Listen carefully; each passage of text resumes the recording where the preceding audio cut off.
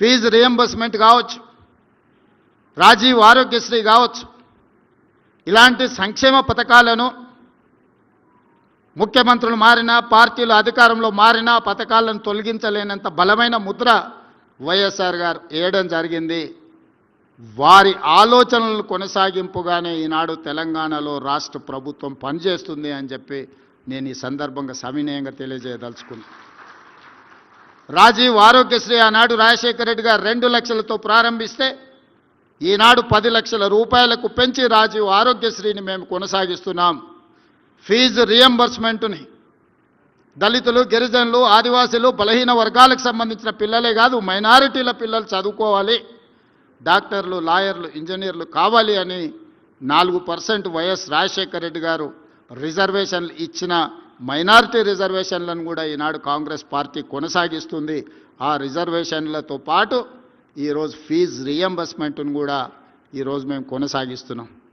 ఆనాడు రూపాయి కిలో బియ్యం ఇస్తే ఈనాడు ఉచితమే కాదు, సన్న బియ్యాన్ని ప్రతి పేదవాడు తినాలి అని 3,10,00,000 మందికి తెలంగాణ రాష్ట్ర ప్రభుత్వం సన్న బియ్యం దేశంలోనే మొట్టమొదటిసారి ఈరోజు 3,10,00,000 మంది పేదలకు సన్న బియ్యం ఉచితంగా తెలంగాణ రాష్ట్ర ప్రభుత్వం పంచుతున్నది అని అంటే ఆ స్ఫూర్తిలో వైఎస్ఆర్ ఆలోచన, వారి యొక్క విధానం కొనసాగుతున్నదని చెప్పి నేను ఈ వేదిక మీద నుంచి చెప్పదలుచుకున్నాను. ఒకనాడు ఒరేసుకుంటే ఉరి వేసుకున్నట్లనే అని ఆనాటి ముఖ్యమంత్రి అంటే, మా ప్రభుత్వం ఏర్పడ్డ తర్వాత వరి వేసుకోండి, చివరి గింజ వరకు కొంటాము అని భరోసా ఇవ్వడమే కాదు, ఆ వరికి కనీస మద్దతు ధరతో పాటు 500 రూపాయల బోనస్ ఇచ్చిన ప్రభుత్వం మాది. అందుకే ఈనాడు తెలంగాణ రాష్ట్రంలో 2024-25 సంవత్సరంలో 2,85,00,000 మెట్రిక్ టన్నుల వరి ధాన్యాన్ని ఉత్పత్తి చేసి భారతదేశంలోనే తెలంగాణ రాష్ట్రం మొదటి స్థానంలో నిలబడ్డది. ఒకనాడు ఆంధ్రప్రదేశ్, ఈస్ట్ వెస్ట్ గోదావరి జిల్లాలు వరి అత్యధికంగా పండిస్తారని చర్చ ఉండేది.